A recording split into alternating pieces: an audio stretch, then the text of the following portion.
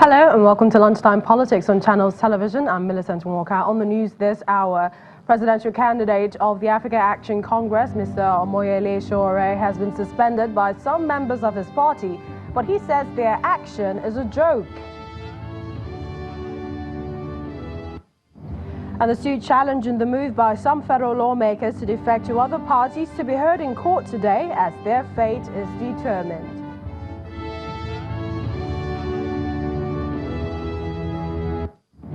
The move to enable state lawmakers and government officials who leave office join life pension gets criticisms amidst the poor financial states of some of the states.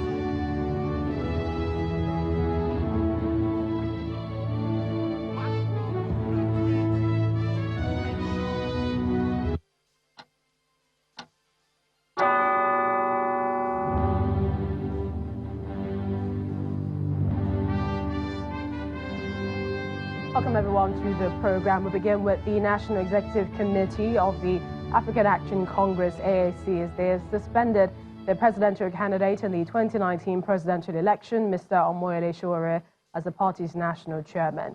The AAC NEC is accusing Mr. Sowore of alleged anti-party activity, failure to convene the NEC meeting, and financial misappropriation. This was announced at the party's NEC meeting in Abuja today, where a new acting national chairman, Leonard Nzenwa, was also announced and sworn in. According to the NEC, the suspension of Sowore and other members of his executive took effect from March the 27th and is to last for 6 months, except overturned by a national convention of the party.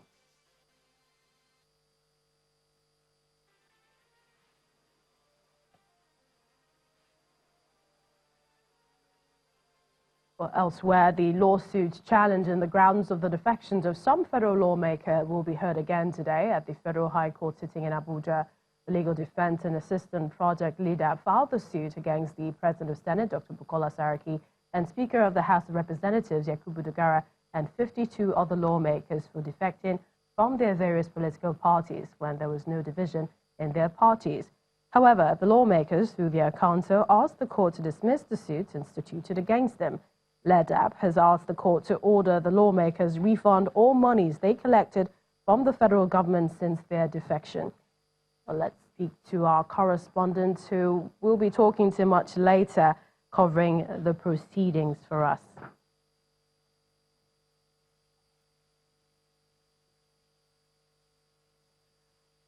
In other news, the Socio-Economic Rights and Accountability Project, SERAP, they are asking Kano State Governor Abdullahi Ganduje to publicly reject life pensions and brand new vehicles for lawmakers bill passed by the Kano State House of Assembly.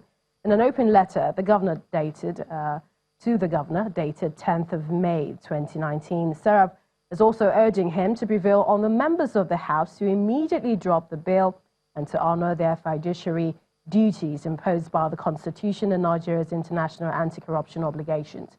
In the letter signed by SERAP's Deputy Director, Kolawole Oluwadare, the organization says, quote, "The lawmakers ought to subordinate their own interests to the welfare of the people of Kano. By passing the life pensions and medical trips abroad bill, the lawmakers have invariably bought at their own sales and violated their sacred trust." End of quote. The rights group is also threatening to take legal action nationally and internationally if Governor Ganduje assents to the bill as passed to hold his government to account. I just sent them a summary of the story that they will read, so they need to... Wait now. Wait. They're accusing me now. She said I just sent them a summary of the story. Do they know what to read?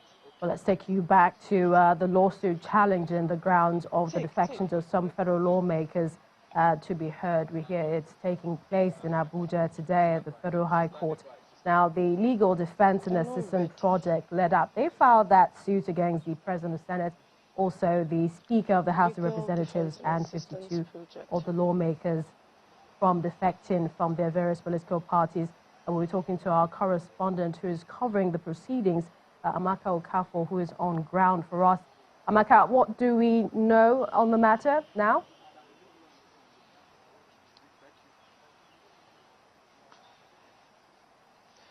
Senator Godswill Akpabio, who was dragged to court by the Legal Defense and Assistance Project alongside the Senate President, the Speaker of the House of Representatives and 51 other lawmakers for defecting from their various political parties to other parties for reasons other than divisions in their party, has approached the Federal High Court seeking to separate his case from that of the other lawmakers.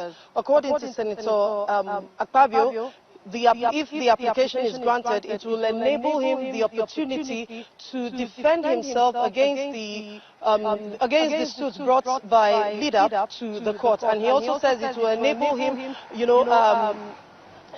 exercise his constitutional right to fair hearing, to address the court on reasons why the suit against him should be quashed. He didn't give other reasons why his case should be separated from the other lawmakers, but he listed about 6 grounds and 18 other affidavits to support his decision to separate his case from the other lawmakers. However, the plaintiff in the case, that is the Legal Defense and Assistance Project, through their counsel, are objecting his application. According to them, it is first an abuse of court process, and it is also an attempt to arrest judgments that has been fixed for Thursday, the 17th of May 2019. According to their counsel, Senator Akpabio, who was hitherto represented by Mr. Mahmoud Mogaji, had already ventilated his issues through Mahmoud Mogaji. Now separating his case and getting another lawyer, according to lead-up, is an attempt to arrest the judgment, which they say is an abuse of court process and is an attempt to stop the judiciary from doing its job.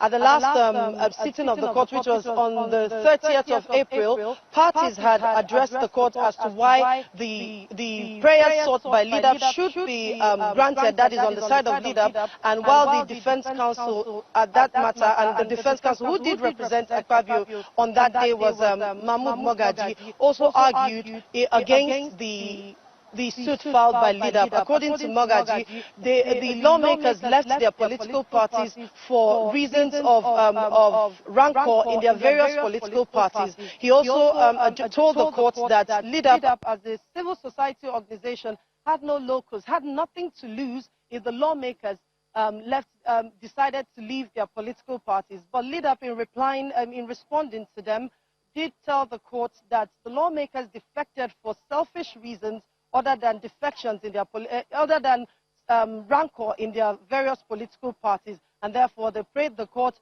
to order those lawmakers, that is 54 of them, including the Senate President and the Speaker, to vacate their seats and return all allowances and salaries earned within the period when they left their various political parties to other political parties.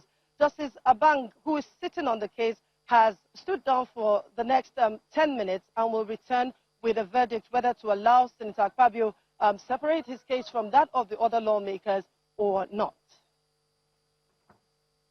All right, many thanks, Amaka Okafor there with the latest. We'll find out more about that in the coming minutes or hours. But of course, let's go back to the story of Serap writing an open letter to the governor of Kano State. Now, the issue of life pensions has been a recurring one, which has, met resistance from civil society groups. It has happened in the case of Lagos in the past and Akwa Ibom as well. Recently, the Bayelsa State one came to light and the move was turned down. The governor refused to sign it, the bill. But let's speak to a legal practitioner on this matter, especially at a point when most states are struggling to survive financially, taking a closer look at the legal and also legislative issue. We'd like to thank our guest who is in the studio, Mr. Sonia Wonoga, for joining us. Always a pleasure. My pleasure. All right, so let's really get your thoughts now. Looking at the trend, 2016, in fact, there was, I believe, a poll that was conducted, some sort of an opinion poll in 2016. And it wasn't even only for legislators, it was also for governors, deputy governors, life pension, essentially. And they came to a conclusion. They said in the case of legislators, their 4-year tenure is too small to attract life pension. And moreover, legislators, especially in Nigeria, should be part-time work. Well, that was that of the opinion poll. But it seemed to be like a trend. Do you think that these states and the governments can afford it? Well, I think, like they say, what is good for the goose It's good for the gander. I think this thing started, just like you rightly pointed out, with Lagos State. And the idea is this: if they can get away with it in Lagos State, why can't we try it in our own climb as well?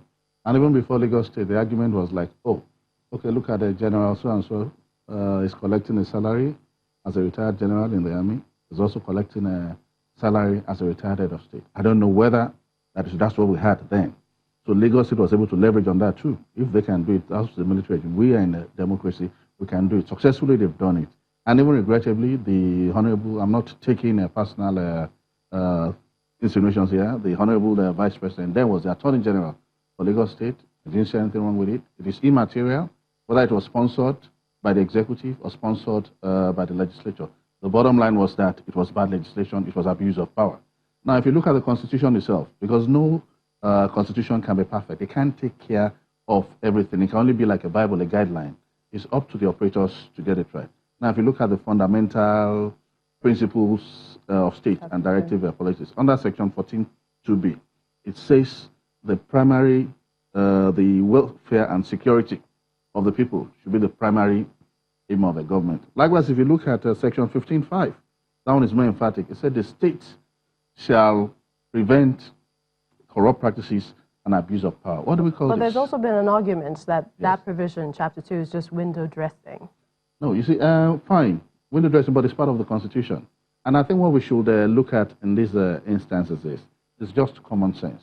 Now, people come, they will go. How much of these resources are there? Okay, people have this bandit idea, oh, Lagos State is rich. False. The last time the governor was tackled, oh, this is and that. How come the debt profile is down at 1M? Oh, say that is what he met from his predecessor. Who determines what? Now, if a state is encumbered with a debt profile of 1 trillion, for instance, of course, development is happening, but in the future, people are going to pay a big price when these debts have to be paid. That's Lagos State, for instance, and it's still ongoing. Now, people will look at it, if Lagos State can do it, like I said, why can't I do it? And look at Kano State, for instance. There's the same governor who has just gone ahead to split Emirates. Please, I'm not defending the Emirates, that's not my business here. But we're saying we will lack the moral authority to talk to the legislators. Because if we look at the speed with which this was done within 4 days. So you think he will sign, he will ask into that bill? Definitely would, because it's like something for something. They've done his bidding. That's the way it looks like. We are not there. But on the surface, it appears like, okay, we've rubbed your back. It's time for you to rub our own back too. So is it essentially a moral or a legal issue? And that's where the problem is. Because if you go to court, the courts will tell you it might be immoral, but it is not illegal. And the courts won't want to get themselves involved because it's a dignified institution. The language will be, we don't want to descend into the arena. Because fine, maybe what they've done, they will tell you that, oh, morally is repugnant, but legally it's sound, because their duty is to make laws, and they have made laws. Serap has said, listed a couple of things, and they've also said that this is something that offends the principles of legal justice and rule of law, and that there are chronic problems Kano State is facing. For example, the 3 million out-of-school children and the outstanding pensions and workers' salaries. And they're saying, you know, they would take this matter further.